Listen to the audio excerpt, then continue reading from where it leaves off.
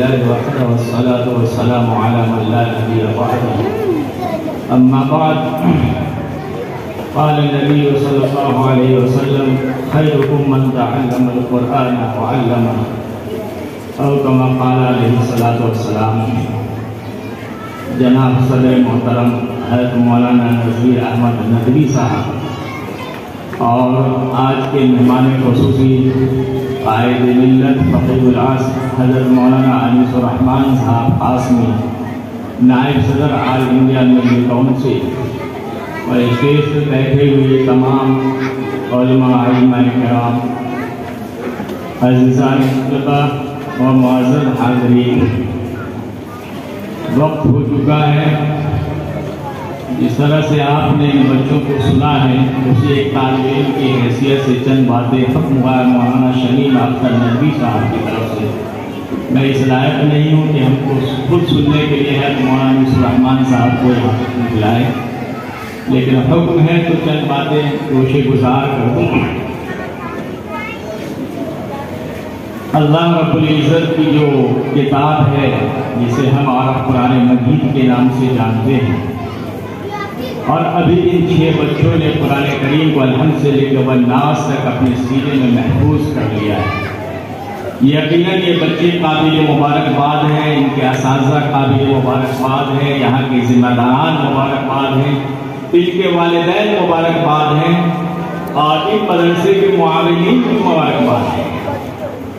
ہر ایک کے لیے خوشی کا موقع ہے، یہ سعادت کا موقع ہے. قرآن کریم اللہ کی آخری کتاب ہے. اس قرآن کو کلام اللہ بھی کہا جاتا ہے، قرآن بھی کہا جاتا ہے، کتاب اللہ بھی کہا جاتا ہے. کلام اسپیکنگ کو کہتے ہیں، قرآن ریڈنگ کو کہتے ہیں، اور کتاب جو ہے رائٹنگ کو کہتے ہیں. یہ 3 اوصاف قرآن نے بیان کیے کہ اللہ کی اس کتاب کو کتاب اللہ بھی، کلام اللہ بھی اور قرآن مجید بھی کہا. اور علماء نے اس کے تقریباً 55 نام دلوائے، اور شریف اور مجید لگانے کے بعد علماء نے 90 تک اس قرآن کریم کے نام کو دلوایا. تو یہ کلام اللہ کی ذات، سارے عیوبات، سارے نقائص، ساری کمی کوتاہیوں اور سارے عیبوں سے بے عیب وہ اللہ کی ذات ہے، جس میں شک و شبہ کی کوئی گنجائش نہیں.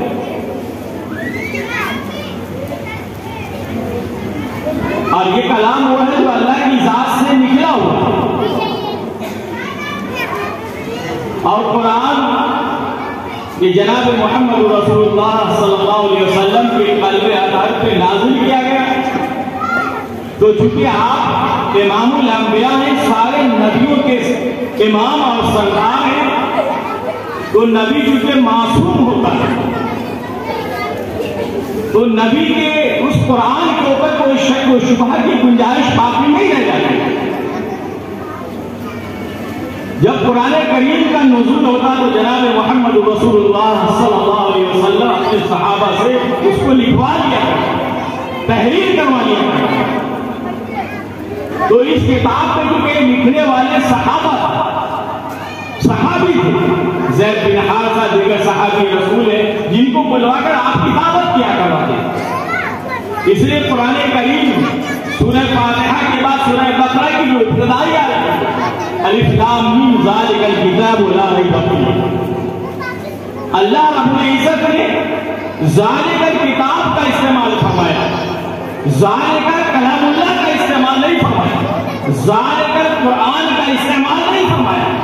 ذالک الکتاب کہہ کر کے اللہ تبارک و تعالی نے شکوک و شبہات کے اس آنے والے نظریات کو ختم کر دیا کہ یہ وہ کتاب ہے جس میں رائی کے دانے کے برابر کوئی شک و شبہ کی گنجائش نہیں. کتاب کا استعمال اللہ نے فرمایا، اسی کے صحابہ کے ذریعے سے یہ کتاب ہے. اور ایک بات بتاؤں کہ نبی جہاں معصوم، صحابہ کی جماعت اور ہر فرد صحابیت میں سے معصوم تو نہیں لیکن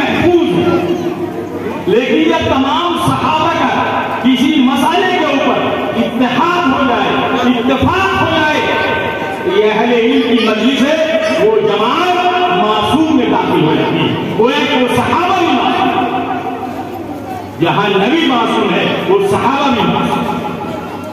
جنگ یمامہ کے موقع کے اوپر جب مسائلہ بن کذاب کا خطرہ کھڑا ہوا نبوت کا، تو جب اس جنگ کے اندر 1200 مسلمان شہید، اس شہیدوں میں 700 حافظ قرآن بھی تھا.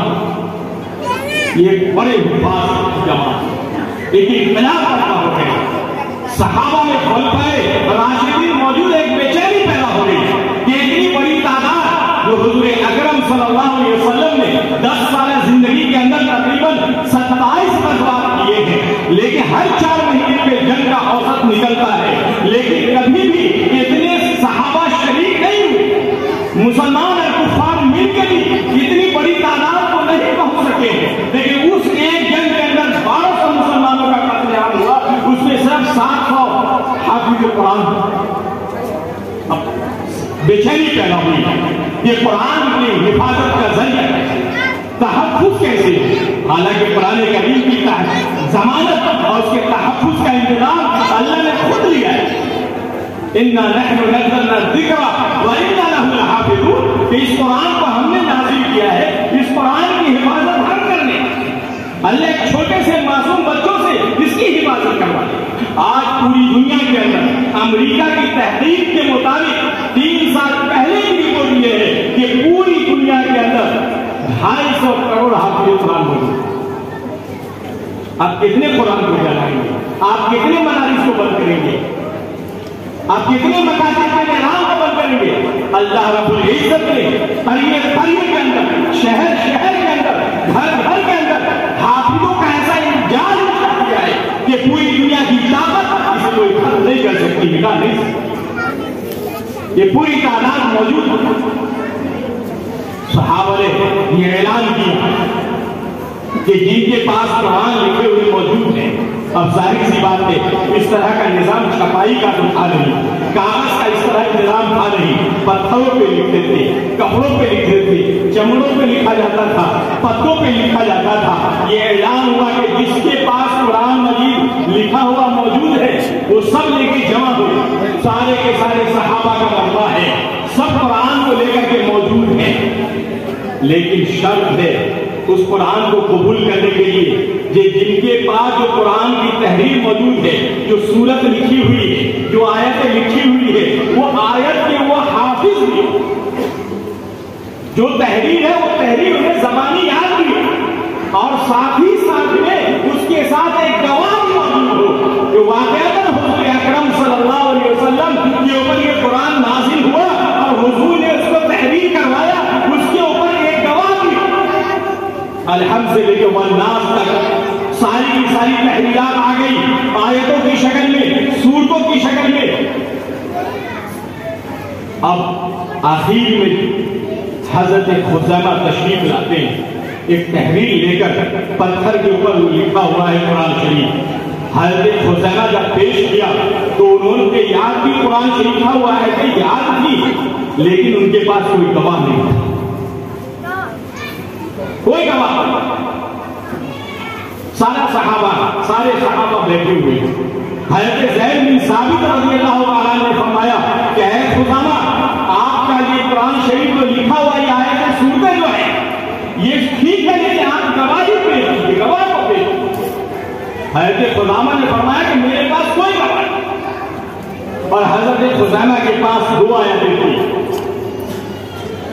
سورہ توبہ کی آخری آیت اور سورہ احزاب کی آخری صفحے کی 33 نمبر آیت. یہ 2 آیتیں موجود ہیں تحریری شکل میں اور زبانی یاد بھی ہے. تو شرط اول ہے، شرط ثانی کو جواب.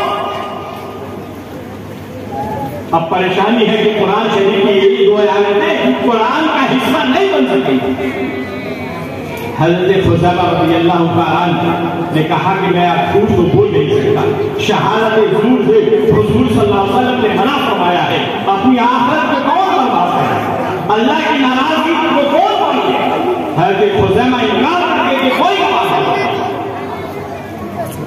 سارا اس صحابیوں میں سے ایک مجلس منعقد ہوئی چند صحابہ نے مل کر کے ایک شورائی نظام کے طور پر منتخب کیا کہ ہم لوگ بیٹھتے ہیں کہ اس سلسلے میں کوئی فیصلہ ہے۔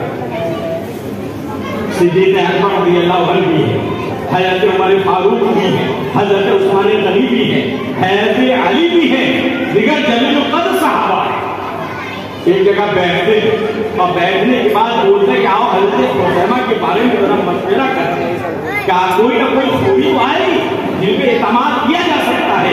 یہ جھوٹ تو نہیں بول رہے، لیکن ہم نے قرآن کے جمع کرنے کے سلسلے میں جو 2 شرطیں رکھی ہیں ان 2 شرطوں میں ایک شرط نہیں پائی، اور یہ حضرت خزیمہ کی 2 آیتیں قرآن کا حصہ نہیں بنتی۔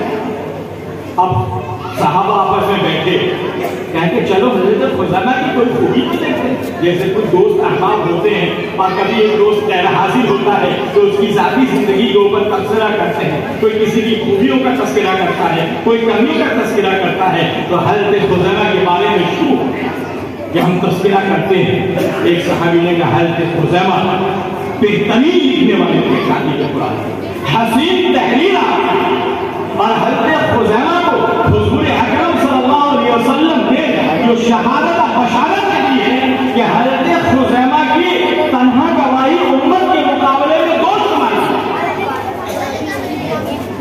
ہوا، یہ جس کو حضرت صاحب مصنف نے اس حدیث کو نقل کیا ہے کہ جناب محمد رسول اللہ صلی اللہ علیہ وسلم نے ایک یہودی سے قرض لیا، وہ قرض جب مانگنے کے لیے آیا تو حضور اکرم صلی اللہ علیہ وسلم نے اس قرض کو لوٹا دیا۔ اس کے بعد وہ قرض لے کے اپنی برادری میں پہنچا، وہ یہودی تھا، وہ شاطر دماغ تھا، اس نے کہا کہ کیا ہوا معاملہ؟ کہا حضور نے میرے قرض کو لوٹا دیا ہے۔ کہا کوئی گواہ تھا وہاں پہ؟ کوئی دوسرا شخص موجود تھا؟ کہا کہ کوئی نہیں تھا، تنہا آقا صلی اللہ علیہ وسلم کی ذات اقدس میں تھا۔ اس کے ساتھی نے مشورہ دیا کہ تم جاؤ حضور کی خدمت میں اور کہو کہ میرا قرضہ مجھے واپس کیجیے۔ حضور کہیں گے کہ میں نے تم کو دے دیا، تو تم کہو گے کوئی گواہ پیش کرو، کوئی گواہی پیش کرو۔ وہ یہودی آتا ہے، آنے کے بعد حضور صلی اللہ علیہ وسلم سے کہتا ہے کہ آپ میرا قرض لوٹائیے۔ آپ صلی اللہ علیہ وسلم فرماتے ہیں کہ اے یہودی میں نے تمہارا قرض تمہیں واپس کر دیا۔ اب وہ کہتا ہے کہ کوئی گواہ پیش کرو، اب کوئی گواہ تو تھا نہیں۔ اسی اسرا کے اندر حضرت خزیمہ رضی اللہ تعالیٰ عنہ تشریف لے آئے اور یہ یہودی آواز لگا رہا تھا کہ آپ نے میرے قرض کو واپس نہیں کیا، میرا قرضہ واپس کیجیے۔ حضرت خزیمہ آپ حضور صلی اللہ علیہ وسلم فرما رہے ہیں کہ میں نے تمہارا قرض تمہیں واپس کر دیا، لوٹا دیا، لیکن میرے پاس کوئی گواہ نہیں ہے۔ جب حضور نے یہ زبان مبارک سے حضرت خزیمہ نے جب اس لفظ کو سنا کہ میں نے تمہارا قرضہ لوٹا دیا ہے، حضرت خزیمہ نے کہا کہ میں گواہ ہوں کہ جناب محمد رسول اللہ صلی اللہ علیہ وسلم نے تمہارے قرض کو لوٹا دیا ہے، اور اپنی زبان میں اس یہودی کو جو ڈانٹا ہے تمہارے خوف کے وہ یہودی وہاں سے بھاگ گیا۔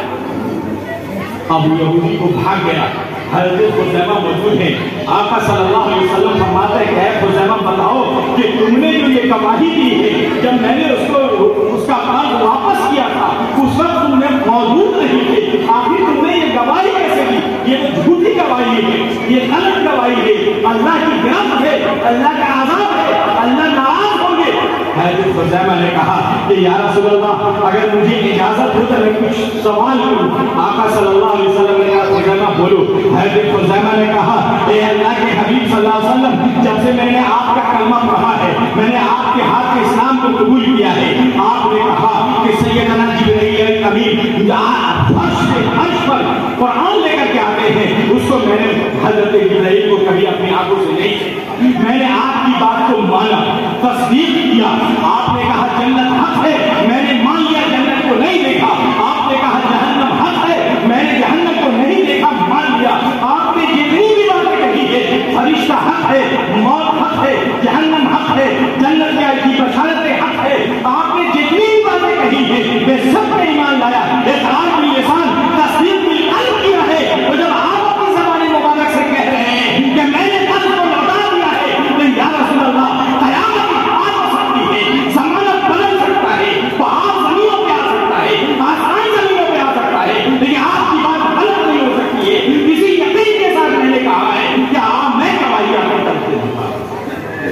حضرت خزیمہ کی جب یہ بات سنی جناب محمد رسول اللہ صلی اللہ علیہ وسلم فوراً آسمان سے فرشتہ آتا ہے اور یہ بشارت دیتے ہیں کہ میں خزیمہ سے خوش ہوں. اللہ فرماتا ہے اے محمد صلی اللہ علیہ وسلم خزیمہ کو کہیے کہ خزیمہ سے میں خوش ہوں اور یہ بشارت دیجیے کہ جب تک خزیمہ زندہ رہے گا ہر آدمی کی دو گواہی مانی جائے گی اور خزیمہ ہوگا تو تنہے تنہا دو گواہوں کے مقابلے میں کسی گواہی کو مل جائے گی. جب آپس میں صحابہ نے تذکرہ کیا تو کرنے کے بعد صحابہ نے کہا کہ ایک گواہ تو موجود ہے. حضرت خزیمہ کی جو دو آیتیں موجود تھی اس آیت کو قرآن کا حصہ بنا دیا. تو قرآن کی حفاظت اور تحفظ کا ذریعہ اللہ نے یہ سلسلہ ہے میرے بچوں حافظ قرآن. آخری بات جو میں نصیحت کرتا ہوں آج سب سے بڑی بدنصیبی یہ ہے کہ قرآن اگر نہیں پڑھتا تو یہ حافظ قرآن نہیں پڑھتا. آپ یاد رکھیں جب تک آپ کی سانس جاری رہے گی ہر سانس کی بات سے قرآن کریم کی تلاوت آپ کرتے رہیں. قرآن اللہ کی وہ کتاب ہے فرشتوں کو تلاوت کا حق نہیں دیا گیا. سارے فرشتوں میں صرف روح الامین سیدنا جبرائیل امین ہے جو قرآن کریم کی تلاوت کر سکتے ہیں. دیگر فرشتے تلاوت نہیں کر سکتے لیکن جب آپ تلاوت کرتے ہیں تو آپ کی تلاوت کے وقت وہ فرشتے آ کر کے آپ کے ہونٹوں کو گھستے ہیں غور سے سنتے ہیں. حافظ قرآن عبداللہ بن عباس مسعود رضی اللہ تعالیٰ عنہ حافظ قرآن کو وصیت کیا کرتے تھے جب کسی کے کوئی حافظ ہو جاتا تھا کہ یاد رکھیے آپ عام لوگوں کی طرح سے عام لوگوں کی طرح رات نہ گزاریے. رات میں آپ عبادت کیجیے دن میں آپ روزہ رکھیے تقوی اختیار کیجیے اخلاق پیش کیجیے دنیا کا غم نہ لیجیے آخرت کے غم میں اپنی زندگی کو گزاریے. یہ مستقلاً 10-12 قسمیں ہیں لیکن وقت نہیں اتنی بات کہوں گا. آج آپ حافظ قرآن ہیں اللہ کی طرف سے آج آپ کو یہ انعام ملا کہ آپ اب تک عبداللہ تھے آج سے آج حافظ عبداللہ ہیں. اللہ کی طرف سے یہ اعزاز آپ کو حاصل ہے. اللہ آپ کے ماں باپ کو آپ کے ادارے کو آپ کے اساتذہ کو قبول فرمائے. ہم مرتے دم تک آپ کے سینے میں قرآن کو محفوظ رکھے. آمین و آمین.